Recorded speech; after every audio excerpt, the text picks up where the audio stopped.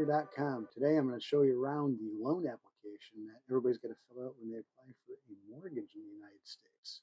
This is the Uniform Residential Loan Application, or the URLA, the 1003.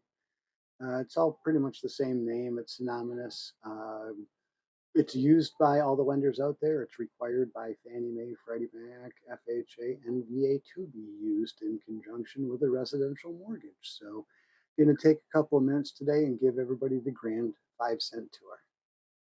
Subscribe and follow me today so you don't miss out. LoanBrighter.com and on social media, TikTok, X, and YouTube @LoanBrighter. Okay, we're looking at section number 1 of the Uniform Residential Loan Application. In section 1, we're talking about the borrower information.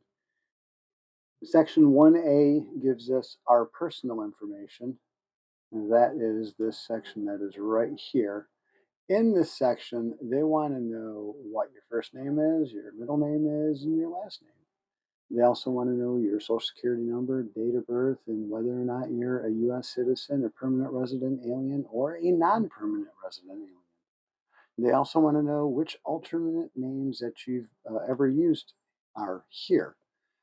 This can get tricky in some cases, so just try to list out the best, possible combinations you can think of.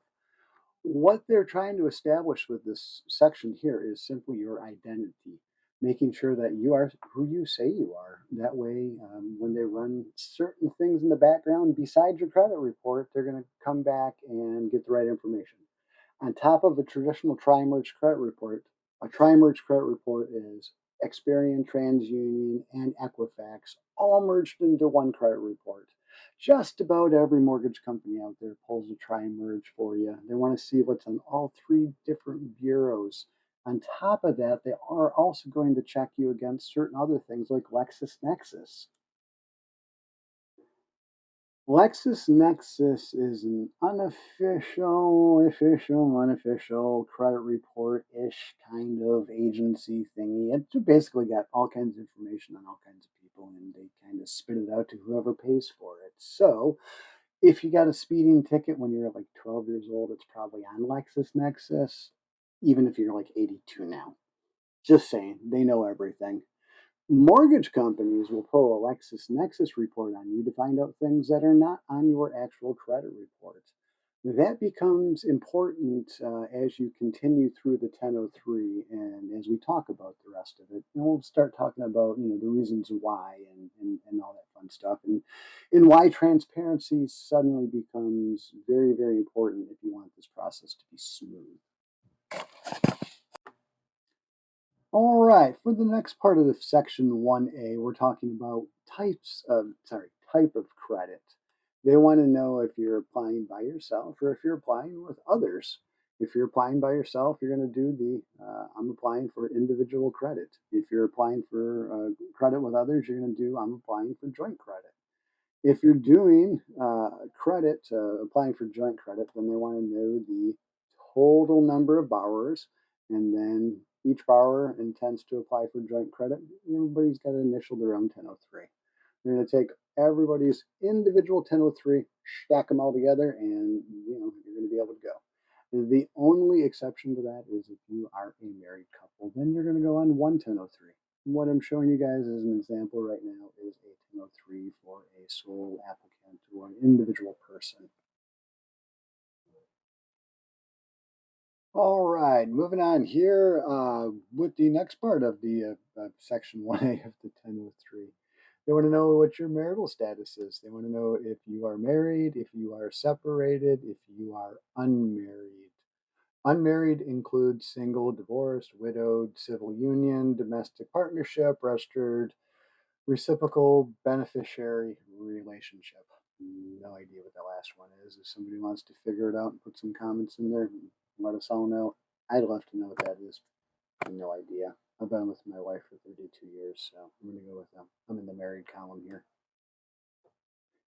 Interestingly enough, most mortgage companies don't really recognize separated as a real legit thing. Sometimes they kind of do, kind of don't. If you're legally separated in a state that recognizes legal separation, the mortgage company is probably going to recognize whatever the state recognizes ish, and they're just going to move on down the road. A lot of times, when you end up as separated for all intents and purposes for a mortgage, they still treat you basically as married, unless you got an official divorce decree in your possession that spells out exactly what's going on.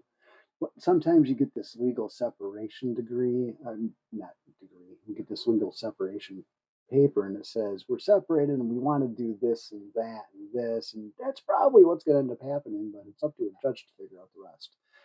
Those, they just go, you're still married. We don't care. Whatever. Great that you went through all that fun. Hey, good for you, but you're still married.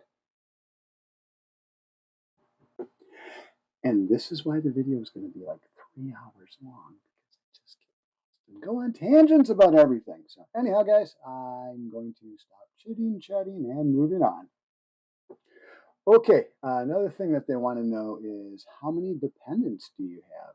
It's going to go right here in this section here.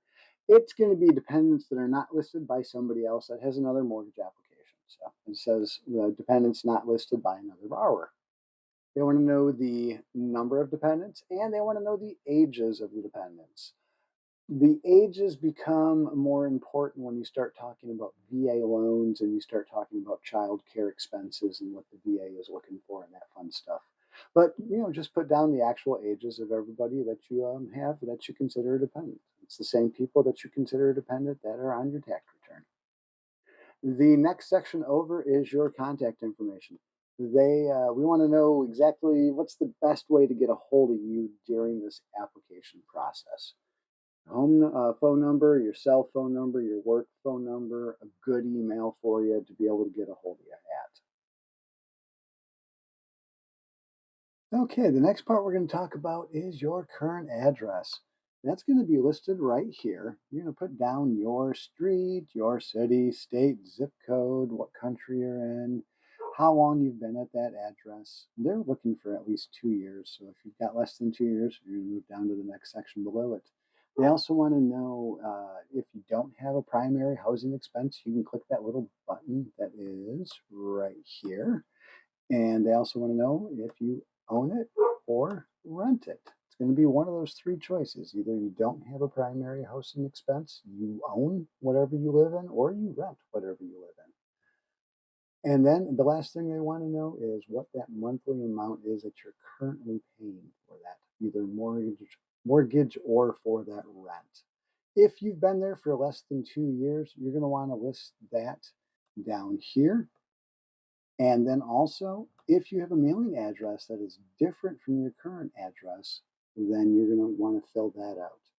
If the mailing address doesn't apply, you simply click the does not apply button here, and then they know that your mailing address is the same as your current address. So this is how you fill out section 1A of the personal information.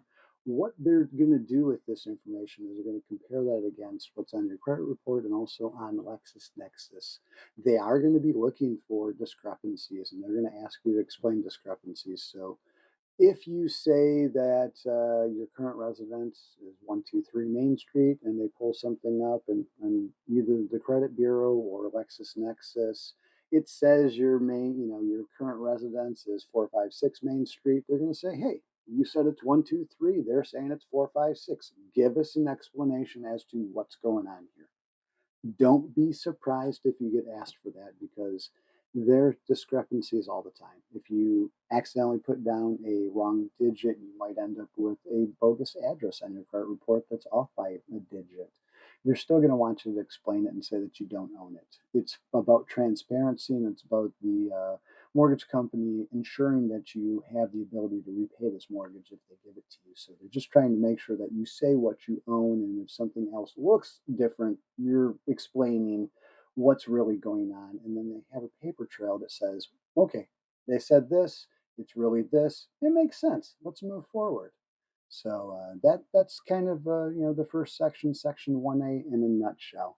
I appreciate everybody's time today. That's where I'm going to stop with this one, and I'll keep producing these, and we'll move on to section 1B for the next one, and I'll have that one out probably within the next few days. Appreciate everybody. Subscribe, follow, like, share. If you know a real estate agent, send this to them. If you know a mortgage loan officer, send this to them. If you're a mortgage loan officer or a real estate agent, you got a consumer, send it to them. Everybody's going to benefit from this information because it's just about the basics on how this is done from somebody that has the real world experience to be able to explain it in a way that makes sense. So I'm looking forward to questions, comments, anything that you guys want to know. I'm an open book. So let's do this, and I can't wait to share some more. Thank you. Bye bye. Subscribe and follow me today so you don't miss out. LoanBrighter.com and on social media, TikTok, X, and YouTube @LoanBrighter.